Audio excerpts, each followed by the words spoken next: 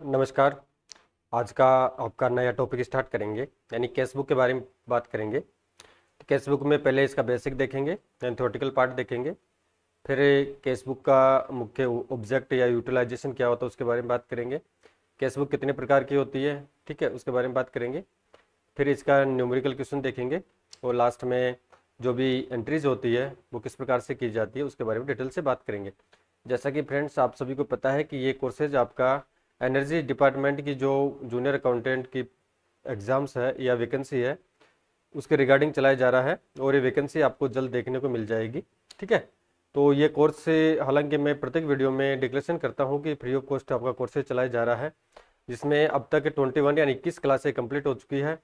और आपका जो कोर्सेज है वो 15 जून 2026 तक कंप्लीट करवा दिया जाएगा, जिसमें इस कोर्स की विशेषता रहेगी कि आपका यह कोर्स बाईलिंगुअल है, यानी हिंदी एंड इंग्लिश में है। और साथ में जैसे ही आपकी क्लास कंप्लीट होती है, चैप्टर कंप्लीट होते ही आपको टेलीग्राम चैनल पर पीडीएफ एमसीक्यूज तुरंत आपको प्रोवाइड करवा दिए जाएंगे, ठीक है। तो इसके लिए आपको क्या करना है, वामिका एकेडमी को आपको सब्सक्राइब करना है, और प्रत्येक वीडियो के नीचे मैंने टेलीग्राम चैनल का लिंक दे रखा है, वहाँ पर जाकर आप टेलीग्राम चैनल को जरूर ज्वाइन करें, ताकि आपको जैसे ही क्लास अपलोड होती है, क्लास से यूट्यूब पे मिलेगी और साथ में टेलीग्राम चैनल पे मिलेगी, और जो पीडीएफ है वो जो भी इंफॉर्मेशन है वो आपको तुरंत टेलीग्राम चैनल के माध्यम से मिल सके। और ये क्लासें आपको वामिका एकेडमी पर मैंने एक प्लेलिस्ट बना रखी है, यानी JVNL जूनियर अकाउंटेंट क्लासेज के नाम से है। तो सभी वीडियो आपको एक साथ मिलेंगे, यानी अब तक 21 क्लासेज अपलोड की जा चुकी है, और लगभग रोजाना डेली आपको ये क्लासें हैं, ये कक्षाएं हैं, आपको मिलती रहेगी, ठीक है। तो स्टार्ट करते हैं आज का चैप्टर आपका, यानी पहले आपका अकाउंटेंसी कंप्लीट करेंगे। जल्दी आपका 5 चैप्टर हो रहा है, कंप्लीट होने के बाद में फिर आपका नेक्स्ट ऑडिट है, कॉस्टिंग है, एफएम है, या इसके अलावा आपका जीएसटी है, जो भी आपका टॉपिक है वो लेंगे। तो पहले आपका अकाउंटेंसी कंप्लीट करेंगे। तो आज का टॉपिक आपका कैश बुक या रोकड़ बही के बारे में बात कर रहे हैं, ठीक है। यानी सब्सिडरी बुक्स का ये पार्ट है। तो सब्सिडरी बुक्स मैंने लास्ट वीडियो में, यानी जो भी क्लासेस स्टार्ट हुई थी उस समय कंप्लीट करवा दी है, और किस प्रकार से खाता बही में पोस्टिंग की जाती है वो कंप्लीट करवा चुका हूँ। इस वीडियो के माध्यम से आपका ये कैश बुक और बिल्स ऑफ एक्सचेंज रह गया था, तो ये कैश बुक यहाँ पे कंप्लीट करेंगे। फिर नेक्स्ट वीडियो में आपका बिनवे बिल यानी बिल ऑफ एक्सचेंज को कंप्लीट करेंगे, ठीक है। तो देखते हैं कैश बुक के बारे में। यानी रोकड़ बही वह पुस्तक है जिसमें नगद प्राप्तियों व भुगतानों से संबंधित लेन देनों का अभिलेखन किया जाता है। यानी रोकड़ बही में सिर्फ और सिर्फ जो कैश में ट्रांजेक्शन किए जाते हैं, ठीक है, उसका लेखा रोकड़ बही में किया जाता है, और ये प्रतिमाह तैयार की जाती है, यानी it is prepared every month. Next है, it begins with the opening balance of cash और cash at bank for a particular period. It's popular book है, यानी ये लोकप्रिय पुस्तक है। इसे छोटे तथा बड़े व्यापारी, यानी इसका जो उपयोग करते हैं छोटे व्यापारी भी करते हैं, बड़े व्यापारी भी करते हैं, लाभकारी और गैर लाभकारी सभी संस्थाएं कैश बुक बनाती है। इसे मूल प्रविष्टि की पुस्तक एवं सहायक बही भी कहते हैं। ये ध्यान रखना आपको कि जो आपकी कैश बुक है इसका जो उपनाम है, यानी it is also called the book of original entry and subsidiary laser, इसको कहा जाता है, ठीक है। ये बेसिक देख चुके हैं। अब बात करेंगे रोकड़ बही के प्रकार यानी टाइप्स ऑफ कैश बुक, यानी कैश बुक कितने प्रकार की होती है। तो काफी इजी चैप्टर है, ठीक है, बिल्कुल इजी चैप्टर है। अगर आप अच्छी तरह से इसको देखेंगे तो आपका जो कैश बुक का टाइप्स देखें तो कैश बुक आपकी 4 टाइप्स की होती है। एक तो होता है सिंगल कॉलम कैश बुक होता है, फिर आपका 2 कॉलम कैश बुक होता है, फिर 3 कॉलम कैश बुक होता है, और फिर आपका पेटी कैश बुक होता है। अब इनको 1 बाय 1 देखेंगे। पहले यहाँ पे एक ब्रीफ में बात कर लेते हैं। जो सिंगल कॉलम कैश बुक होता है जिसमें आपका यानी कैश का एक कॉलम होता है, और 2 कॉलम में, अगर 2 कॉलम कैश बुक के बारे में बात करें तो यहाँ पे आपका एक बैंक कॉलम हो जाएगा, क्या हो जाएगा, बैंक कॉलम हो जाएगा, और इसके अलावा आपका कैश कॉलम हो जाएगा। और 3 कॉलम कैश बुक के बारे में बात करें तो आपका एक बैंक कॉलम रहेगा इसमें, इसके अलावा कैश भी रहेगा, और एक एक्स्ट्रा और होता है इसमें कॉलम डिस्काउंट होता है, ठीक है। तो डिस्काउंट सिर्फ एक के विवरण के लिए यहाँ पे दिखाया जाता है। तो 3 कॉलम कैश बुक इस प्रकार से हो जाएगी, और लास्ट में रहती है आपकी पेटी कैश बुक, ठीक है। क्या होती है, पेटी कैश बुक। तो ये जो व्यापार में दिन प्रतिदिन के जो खर्चे किए जाते हैं उसका लेखा पेटी कैश बुक के माध्यम से किया जाता है। तो जब आएगा आपका टॉपिक उसमें डिटेल से बात करेंगे, यहाँ पे ब्रीफ में देख चुके हैं। अब इनका 1 बाय 1 विश्लेषण करते हैं, यानी एक स्तंभीय रोकड़ बही या सिंगल कॉलम कैश बुक को देखते हैं।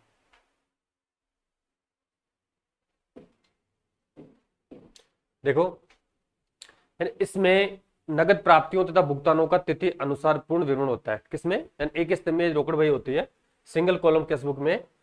नगद प्राप्तियां, जो भी नगद यानी कैश रिसिप्ट होती है या पेमेंट्स होते हैं, उनका तिथि अनुसार पूर्ण विवरण होता है जब व्यापार के सभी लेन देन केवल नगद ही किए जाते हैं। यानी अब इसमें जैसा कि कैश बुक के नाम से प्रतीत हो रहा है कि जो भी नगद में ट्रांजेक्शन किए जाते हैं, चाहे वो रिसिप्ट हो, चाहे पेमेंट हो, चाहे परचेज हो, चाहे सेल्स हो, एक्सेट्रा जो भी हो, सभी लेन देन कैश बुक के माध्यम से किए जाएंगे। यानी अगर इसका इंग्लिश वर्जन देखें तो it contains complete details of cash receipt and payments by date next when all business transaction are done in cash only. अब इसका प्रारूप देख लेते हैं। यानी जो कैश बुक का प्रोफॉर्मा होता है वो क्या होता है। हालांकि एग्जाम में इस प्रकार का क्वेश्चन आने की कोई पॉसिबिलिटी नहीं है, बट बेसिक नॉलेज के लिए देखते हैं। हालांकि आप कॉमर्स के स्टूडेंट हैं तो आप लोगों को इसके बारे में अच्छी तरह से पता है, ठीक है। तो यहाँ पे आपका डेट आ जाएगा, तो यहाँ पे DRCR नहीं होता है, तो इस साइड में आपका डेबिट साइड में जो रिसिप्ट है, रिसिप्ट आ जाएगी। रिसिप्ट यानी डेट, डेबिट साइड में रिसिप्ट रहेगा, कॉलम में डेट हो जाएगा, पर्टिकुलर आ जाएगा, लेजर फोलियो अमाउंट जो भी हो आ जाएगी। और इसी तरीके से CR साइड में, यानी CR साइड नहीं होता तो इस साइड आपको पेमेंट हो जाएगा।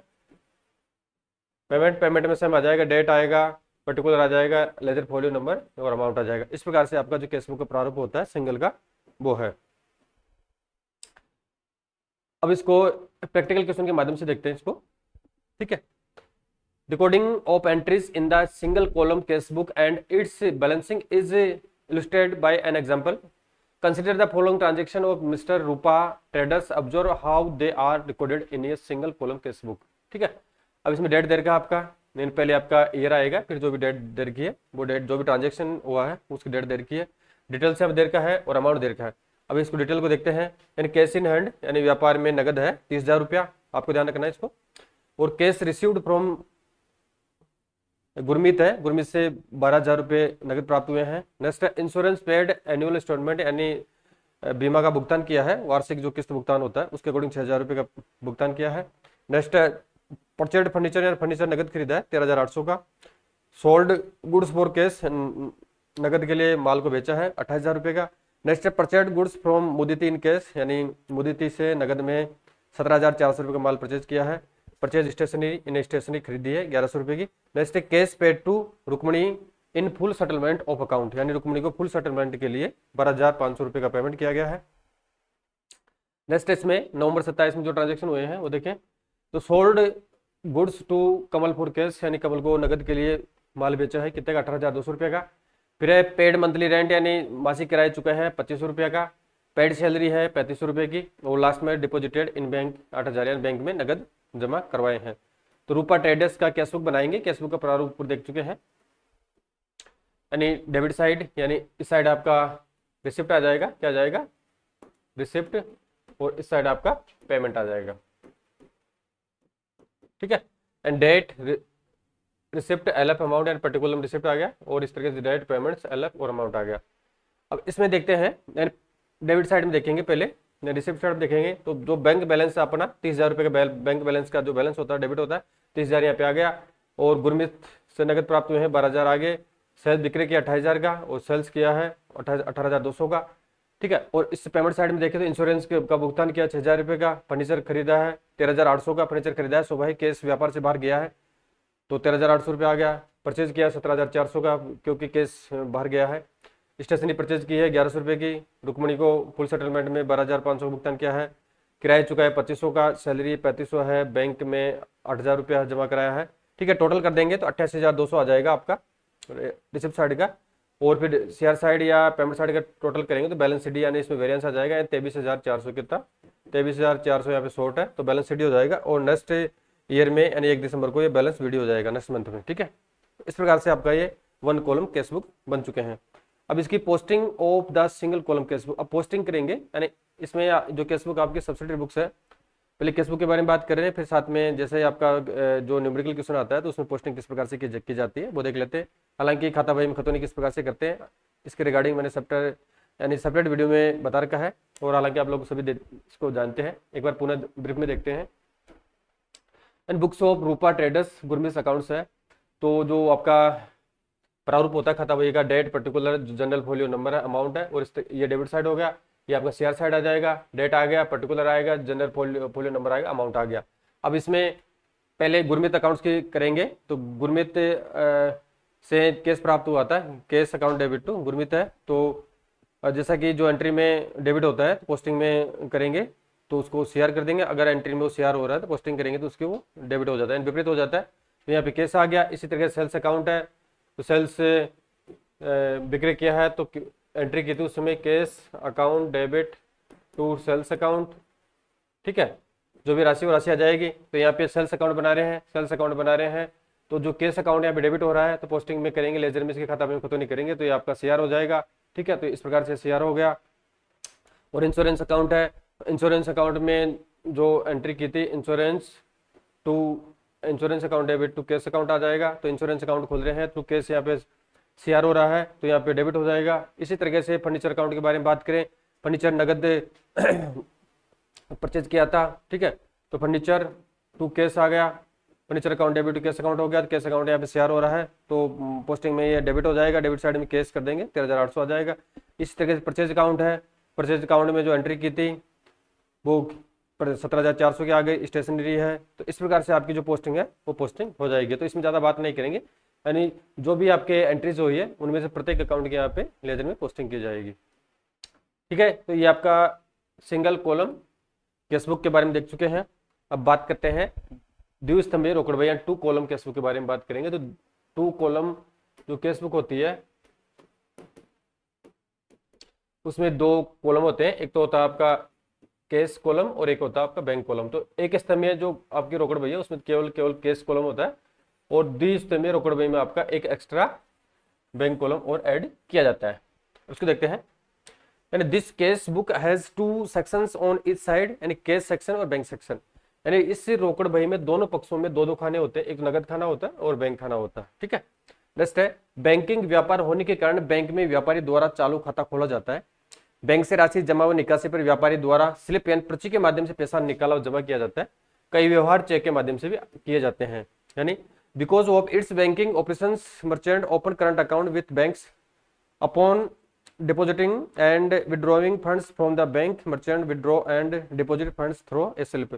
Many transactions are also conducted through checks, ठीक है। नेक्स्ट बात करें जो केसबुक का प्रारूप है, यानी टू कॉलम के बारे में बात करें। यहाँ पे कौन सा कॉलम के बारे में बात करें, सेम रहेगा। यानी डेबिट साइड में आपका रिसिप्ट आ जाएगा और ये इस साइड आपका पेमेंट आ जाएगा।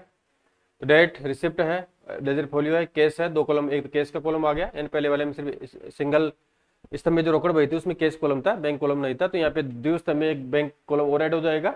और इसी तरीके से सेम आपका शेयर साइड में डेट पेमेंट है, लेजर फोलियो, केस और बैंक कॉलम यहाँ पे आ जाएगा। यानी format of double column casebook का यहाँ पे फॉर्मेट हो गया। अब इसको एक एग्जाम्पल के माध्यम से देखेंगे, यानी काफी अच्छा क्वेश्चन है।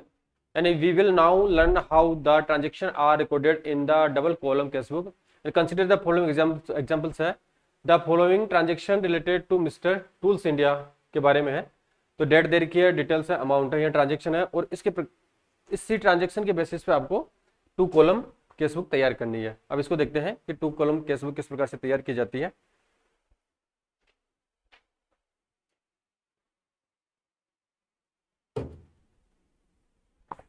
देखो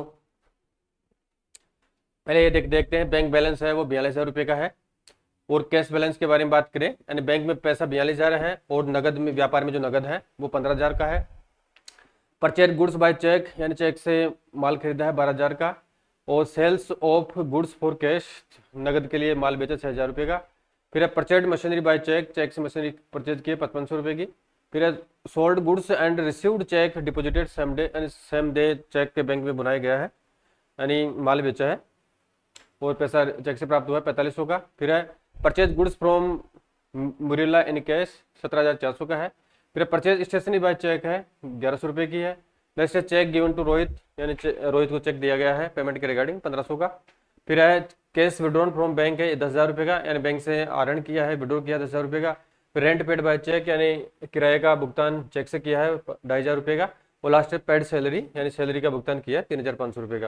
तो the double column cashbook based upon above business transaction will prepared as follows. आपको तैयार करने हैं। तो केसबुक आ गया, इसमें डेबिट साइड में आपका रिसिप्ट आ जाएगा और शेयर साइड में आपका पेमेंट आ जाएगा। तो इसमें डेट आ गया, रिसिप्ट आ गया, लेजर फोलियो आ गया, केस और बैंक कॉलम दो आ जाएंगे डेबिट साइड में। इसी तरीके से डेट आ गया, पेमेंट्स आ गया, लेजर फोलियो नंबर आ गया और कैश आ गया और बैंक दोनों कॉलम यहाँ पे आ जाएगा। अब इनको देखते हैं किस प्रकार से करते हैं। तो जो बैंक बैलेंसेज है कितना है, बैंक बैलेंसेज के बारे में बात करेंगे।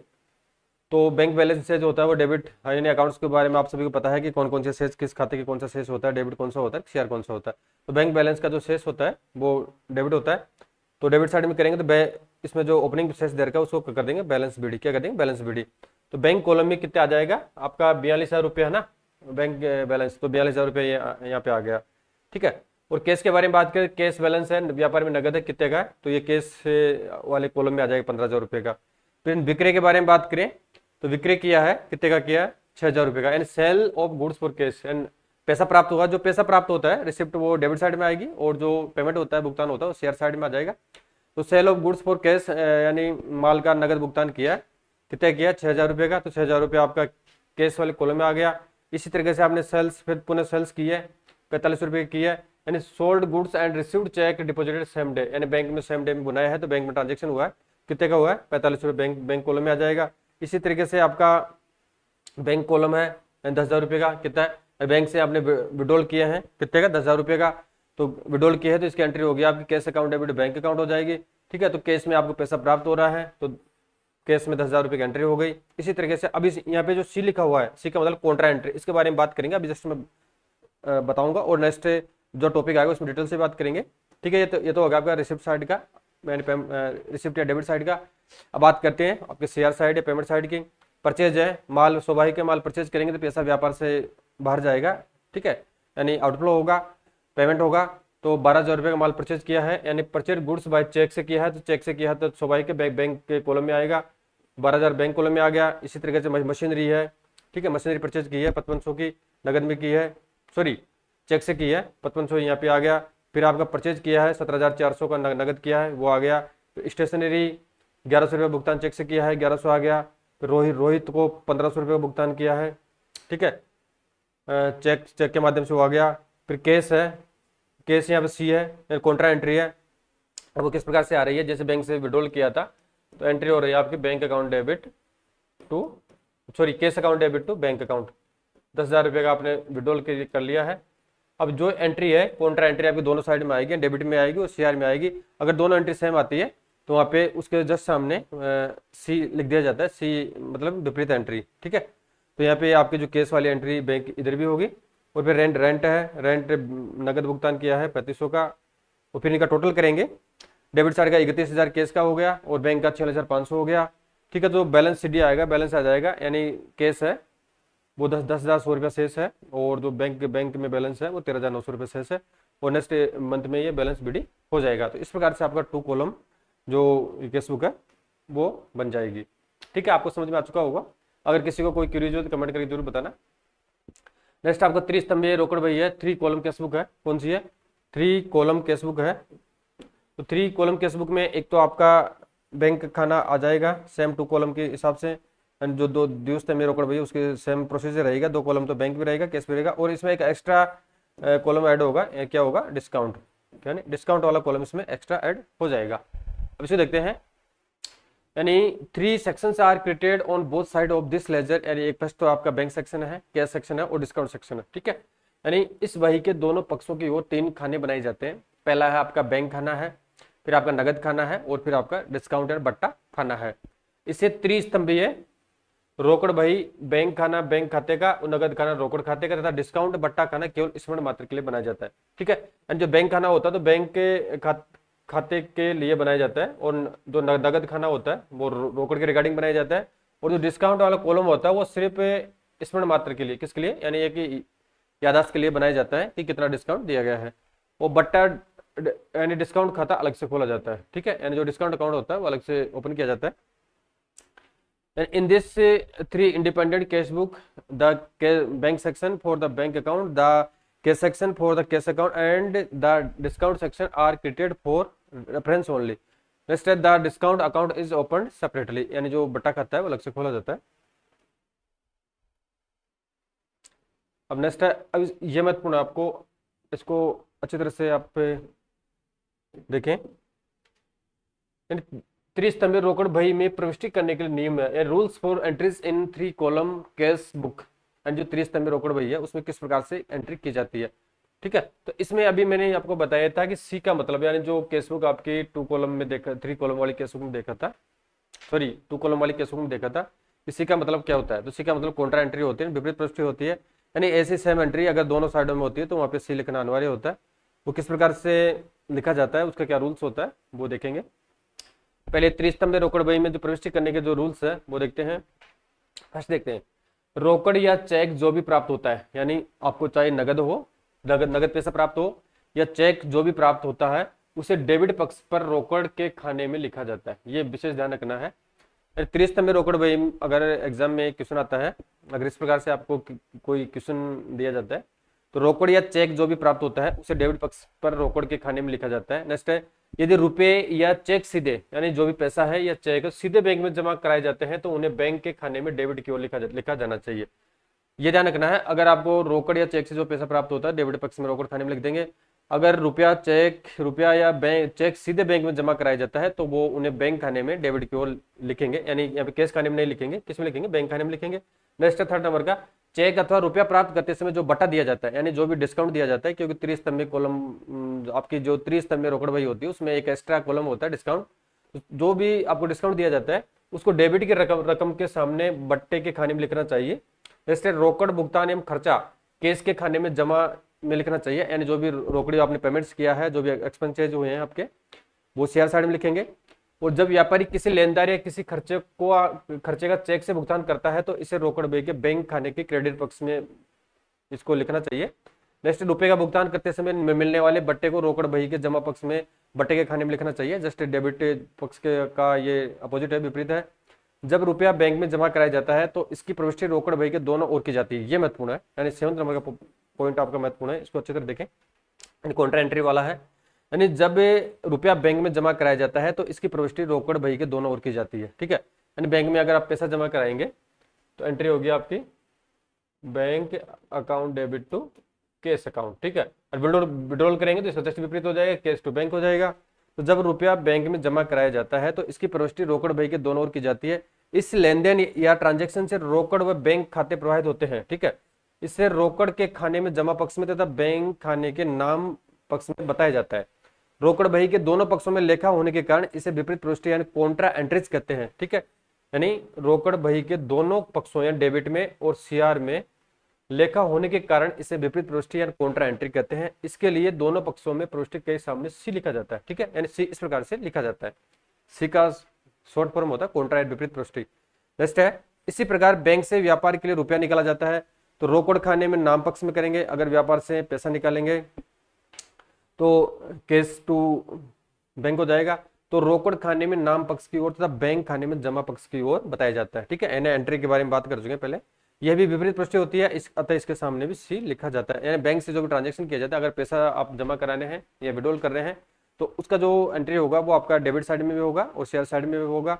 ठीक है, तो इस संबंध में जो भी ट्रांजेक्शन होते हैं उसके सामने आपको सी यानी कॉन्ट्रा विपरीत प्रविष्टि लिखना अनिवार्य होता है। नेक्स्ट बात करते हैं, यानी 8 नंबर का पॉइंट आपका कंप्लीट हो चुका है। अब खतौनी की विधि देखते हैं, किसकी, ये महत्वपूर्ण है। यानी पोस्टिंग के रिगार्डिंग सेपरेट वीडियो बना चुके हैं। आपको अगर डिटेल से देखना चाहते हैं तो वहाँ देख सकते हैं। तो यहाँ पे 3 कॉलम केसबुक की पोस्टिंग किस प्रकार से की जाती है वो देखते हैं।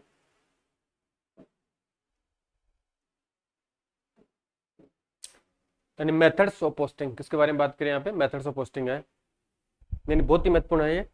रोकड़ एवं बैंक खाते में खतौनी नहीं की जाती, ये महत्वपूर्ण है। क्या है, रोकड़ एवं बैंक खाते में खतौनी नहीं की जाती है क्योंकि रोकड़ बही रोकड़ तथा बैंक खाते का काम कर देती है तथा इन दोनों का शेष सीधे तलपट में बताया जाता है। ये महत्वपूर्ण है, यानी रोकड़ एवं बैंक खाते में पोस्टिंग नहीं की जाती है क्योंकि बैंक खाने का और रोकड़ कैश खाने का काम कर देता है, और जो भी इनका जो शेष होता है वो सीधे ट्रायल बैलेंस में ट्रांसफर कर दिया जाता है।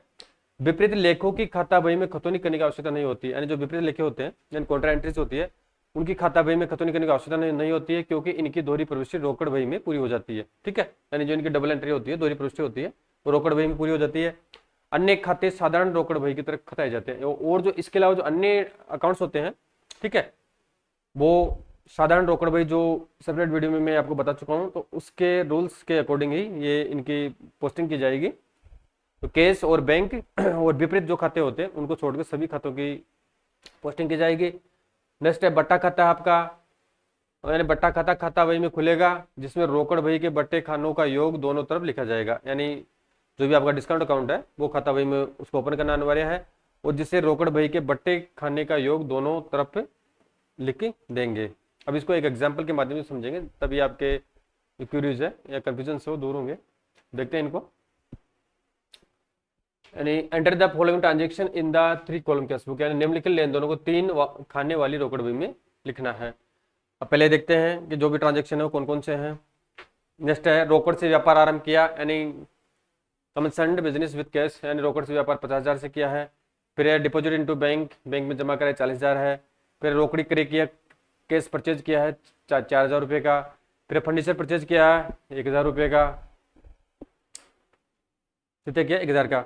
फिर है माल बेचा तथा चेक द्वारा भुगतान प्राप्त किया है 1,200 रुपये का, ठीक है। माल बेचा तथा चेक द्वारा भुगतान प्राप्त किया, कितने कितने रुपये किया है 1,200 रुपये किया है। नेक्स्ट है रमन ब्रदर्स को 4,000 रुपये का माल बेचा, उन्होंने रोकड़ी 3900 रुपये दिए और बट्टा 100 रुपया दिया है, यानी sold goods to Raman brothers for rupees 4,000, they paid cash RS, यानी जो रुपीज है 39 रुपया इन्होंने दिया और 100 रुपये का इनको डिस्काउंट दिया गया है। Purchased iron safe and paid by cheque, यानी एक तिजोरी खरीदी है जिसका भुगतान चेक के माध्यम से किया गया है। यस को चेक द्वारा चुकाया है, paid to yes by cheque है 800 रुपया है। फिर बैंक से कार्यालय खर्च के लिए निकाले हैं, withdraw from bank for office uses है 4,000 रुपये का है। फिर रोकड़ी बिक्री कैश सेल्स किया आपने 1800 रुपये का। नेक्स्ट है यानी purchased goods from Ram rupees 3,000 and paid by cheque after deducting 6% discount, यानी राम से 3,000 रुपये का माल खरीदा और चेक द्वारा 6% बट्टा काट कर उसका भुगतान किया है। कितने का 3,000 का माल खरीदा है और 6% बट्टा काटेंगे तो आपका 180 रुपया हो गया। फिर बैंक से निजी प्रयोग के लिए निकाले हैं, यानी withdraw from bank for personal uses है 600 रुपया निकाला है। फिर किराए पेड रेंट है, किराया चुका है 900 रुपये का है। फिर आपका वेतन चेक द्वारा दिया है, पेड सैलरी बाय चेक है 400 रुपये की, ठीक है। ये भी जो ट्रांजेक्शन दे रखे हैं उसके आधार पर आपको 3 कॉलम कैशबुक तैयार करनी है। अब इसको देखते हैं किस प्रकार से 3 कॉलम कैशबुक बनाई जाती है, यानी इसमें आपके सभी ट्रांजेक्शन आ जाएंगे, डिस्काउंट का कॉलम भी है, कैश का भी है, बैंक का भी है, ठीक है। अब इसका सॉल्यूशन करते हैं, यानी जो भी ट्रांजेक्शन वो देख चुके हैं। तो 3 कॉलम कैशबुक है फॉर द मंथ ऑफ सितंबर, जो भी आपकी डेट है वो आ जाएगी। अगर कोई भी XYZ लिमिटेड है तो वो यहाँ पर नाम आ जाएगा। डेबिट साइड में आपको रिसिप्ट आएगा और आपका शेयर साइड में आपका पेमेंट आ जाएगा, ठीक है। इसके बारे में बार बार बात नहीं करेंगे। डेट के बारे में आप सब जानते हैं, पर्टिकुलर आ गया, फिर लेजर फोलियो आ गया, अमाउंट में आपका ये डिस्काउंट कॉलम है, कैश और बैंक है, और इसी तरीके से सेम आपका डेट आ गया, पर्टिकुलर आ गया, लेजर फोलियो, डिस्काउंट, कैश और बैंक आ गया, ठीक है। अब इसमें जो फर्स्ट आपका ट्रांजेक्शन है वो देखते हैं, यानी तो नगद से व्यापार आरंभ किया तो cash to capital account entry हो जाएगी, क्या हो जाएगी कैश टू कैपिटल अकाउंट हो जाएगी। अब जो भी पैसा व्यापार में आ रहा है तो व्यापार में कितना नगद है, यानी 50,000 का है तो टू कैपिटल अकाउंट हो गया, क्या हो गया टू कैपिटल अकाउंट हो गया। और इसी तरीके से फिर जो सेल्स किया है नगद 1,200 रुपये किया है, फिर आपका 39 रुपये का सेल्स किया है, फिर टू बैंक अकाउंट यानी ये काउंटर एंट्री, इसको फिर देखेंगे। फिर टू सेल्स किया है 1,800 रुपये का नगद किया है, और इसके अलावा जो आपका टू कैश अकाउंट है 40,000 का, यानी 40,000 के बारे में भी जस्ट यहाँ पे ऊपर देखा था कि 40,000 किसके लिए है, 40,000 है आपका यानी बैंक में जमा कराया, ठीक है। बैंक में जमा कराएंगे तो इसका डेबिट में भी एंट्री होगी और आपकी CR में भी इसकी एंट्री हो जाएगी, ठीक है, काउंटर एंट्री होगी। यानी 40,000 आपका बैंक में आ गया, और इसी तरीके से आप टू बैंक है यानी 4,000 रुपये, 4,000 रुपये आपका ये देखते हैं किसके लिए था, यानी 4,000 रुपये था आपका बैंक से कार्यालय खर्च के लिए निकाल विड्रॉल किया था, ठीक है। तो यार डेबिट साइड की मदों को देख चुके हैं, अब CR साइड का यानी रिसिप्ट देख चुके हैं। अब पेमेंट्स को देखते हैं, पेमेंट्स को देखेंगे तो आपका बाय बैंक अकाउंट है वो 40,000 रुपये का आ गया, काउंटर एंट्री है यहाँ पे आपकी, यानी ये काउंटर एंट्री थी आपकी, वो सेम इधर आ गई, कैश कॉलम में आ जाएगी, इधर बैंक में आएगी। और फिर परचेज किया है आपका कैश 4,000 का, फिर फर्नीचर परचेज किया है 1,000 का। और इसके बारे में आप सभी को पता है कि डेबिट साइड में जो अकाउंट खोला जाता है 2 लिखा जाता है, और CR साइड में जो भी अकाउंट खोला जाता है 22 लिखा जाता है। फर्नीचर 1,000 का है, और आयरन शेप आपकी जो दे रखी है वो है, फिर बाई ये इसको भुगतान किया, ठीक है। और कैश का आपका 4,000 विड्रॉल किया था वो आ गया, काउंटर एंट्री हो गई। परचेज किया है 180 रुपये का डिस्काउंट दिया है 6% वो आ गया, और जो 3000 में से 180 माइनस कर देंगे 2820 आ जाएगा। ड्राइविंग्स की है वो आ गया, रेंट चुका है 900 का नगद, बाई सैलरीज का पेमेंट किया है 400 रुपये का, ठीक है 4000 का। तो जो टोटल कर देंगे आपका डेबिट साइड का टोटल आ जाएगा, यानी डिस्काउंट का टोटल 100 आ गया, और कैश का आपका 6900 आ गया, बैंक का आपका 40,000 आ गया। इस तरह से CR में करेंगे तो CR में टोटल करेंगे तो यहाँ पे बैलेंस शीट आ जाएगा, ठीक है। तो 15,000 तो आपका कैश बैलेंस रहेगा यहाँ पे, और 29,780 कितना 29,780 आपका बैंक बैलेंस यहाँ पे शेष रह जाएगा। तो नेक्स्ट मंथ में ये 2 बैलेंस शीट हो जाएगा, ठीक है। तो 3 कैश बुक देख चुके हैं, यानी फर्स्ट तो इसका बेसिक देख चुके हैं कैश बुक क्या होती है, कितने प्रकार की होती है। तो कैश बुक आपकी 4 प्रकार की होती है, सिंगल, 2, 3 और पेटी कैश बुक। तो सिंगल 2 कॉलम 3 कॉलम का डिटेल से बात कर चुके हैं। अब बात करेंगे पेटी कैश बुक, यानी जो लघु रोकड़ बही होती है आपकी, खुदरा रोकड़ बही होती है, वो क्या होती है, क्यों बनाई जाती है, इसके पीछे बेसिक ऑब्जेक्ट्स क्या है, और इसके बनाने के कौन कौन सी प्रोसीजर है, और जो भी ये खुदरा रोकड़ बही बनाई जाती है उसको किस पद्धति के नाम से जाना जाता है, उसके बारे में बात करेंगे, ठीक है। तो देखते हैं, शुरुआत करते हैं इसकी।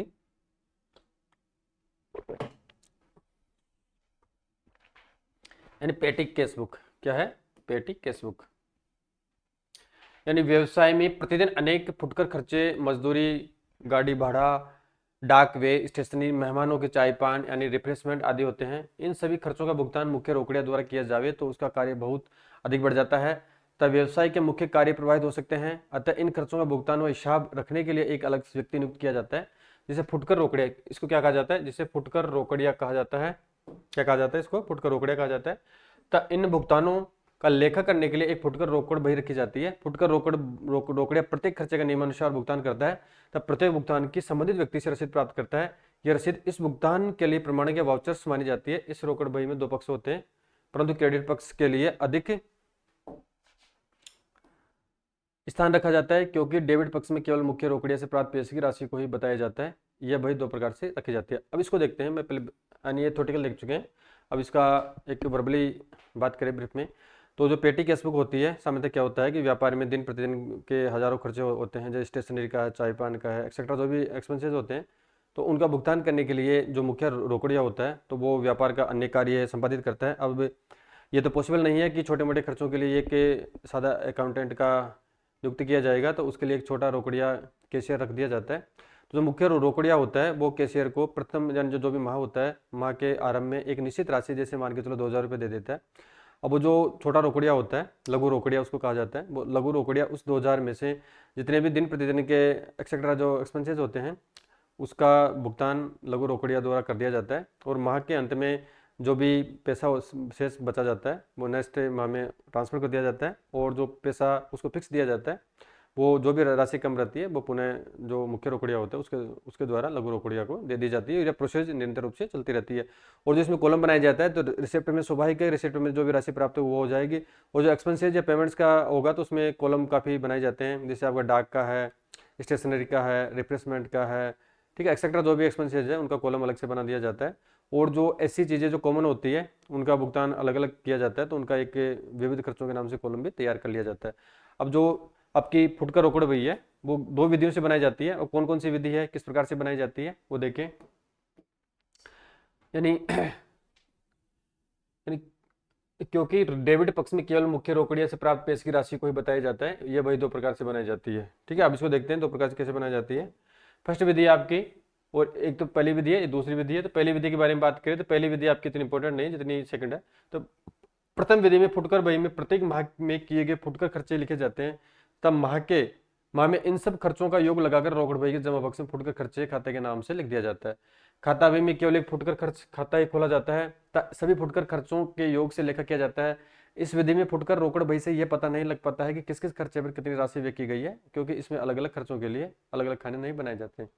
तो इसका कहने का तात्पर्य यह है कि जो फर्स्ट वाली विधि है तो उसमें जो भी आपको रिसिप्ट प्राप्त होती है मुख्य रोकड़िया से, खुदरा रोकड़िया को, तो उसमें जैसे 10,000 प्राप्त हो गया, और जो भी एक्सपेंसेज होते हैं माह के, वो जितने भी एक्सपेंसेज हुए हैं वो एक साथ एग्जाई रूप से कर दिए जाते हैं। तब इससे क्या कि व्यापारी को या व्यापार के जो भी कर्मचारी है, ठीक है, जो भी उसके स्टेक होल्डर हैं, तो उनको ये पता नहीं लग पाता है कि जो भी एक्सपेंसेस किए गए हैं वो किस मद पर और कितना रुपये किया गया है, ठीक है। तो इसके लिए जो सेकंड वाली विधि है उसमें आपका जो भी जिस मदों पर जो भी एक्सपेंसेस या किए गए हैं, खर्चे किए गए हैं, तो उनका पर्टिकुलर रूप से एक विवरण रखा जाता है।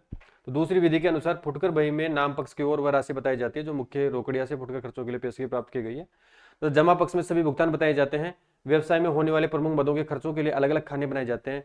तब बहुत खर्चों के लिए यानी अगर कोई एक्स्ट्रा ऑर्डिनरी एक्स्ट्रा खर्चे होते हैं, मतलब स्वयं मद के लिए होते हैं, यानी कई खर्चे होते हैं, तो उनके लिए एक विविध खर्चों के लिए एक खाना बना लिया जाता है, कोलम बना लिया जाता है। माह के अंत में सभी खर्चों के योग का अलग अलग योग लगाकर उनकी खतों में फुटकर रोकड़ बही से खाता बही में संबंधित खाता खोलकर की जाती है। उपरोक्त दोनों विधियों में दूसरी विधि अधिक श्रेष्ठ है क्योंकि इसमें प्रत्येक खर्चे की राशि अलग अलग ज्ञात हो जाती है। ठीक है, सेकंड वाली विधि मैंने आपको पहले बता दिया था कि सेकंड वाली जो आपकी विधि है वो श्रेष्ठ है, क्योंकि जो भी एक्सपेंसेज होते हैं, पेमेंट्स होते हैं, फर्स्ट वाली विधि में तो से एग्जाय होता है, और जो सेकंड वाली आपका विधि है उसमें इनको डिटेल से बताया जाता है। जो सेकंड वाली जो विधि है आपकी वो श्रेष्ठ है।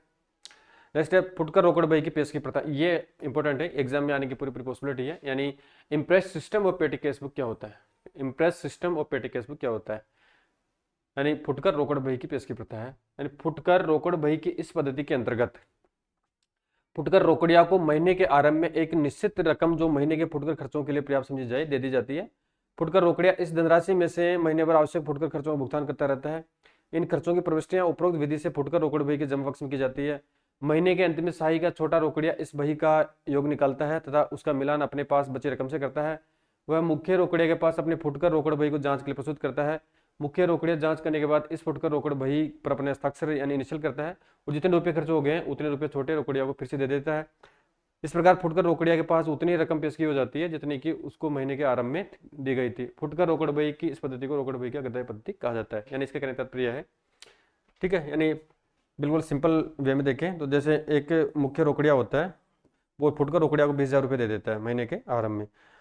अब महीने के अंत तक जो भी लघु रोकड़िया होता है वो जैसे मान के चलो 15,000 रुपये विभिन्न खर्चों पर, विभिन्न व्यय पे खर्च कर देता है और उनकी एंट्री केस बुक में प्रत्येक कॉलम बना के अलग अलग कर दी जाती है। अब लास्ट में जो उसने ट्रांजेक्शन किया उसको चेक मुख्य रोकड़िया करता है। रोकड़िया चेक करने के बाद में सेटिस्फाइड होने के बाद में वहाँ पे इनिशियल कर देता है और इनिशियल करने पर जैसे 20,000 रुपया प्रारंभ में दिया है वो निश्चित राशि इनको दे दी जाती है।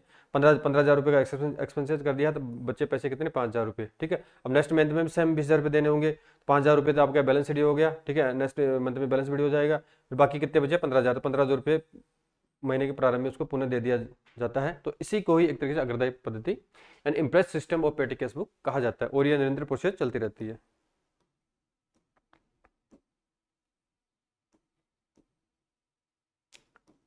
ठीक है, अब इसमें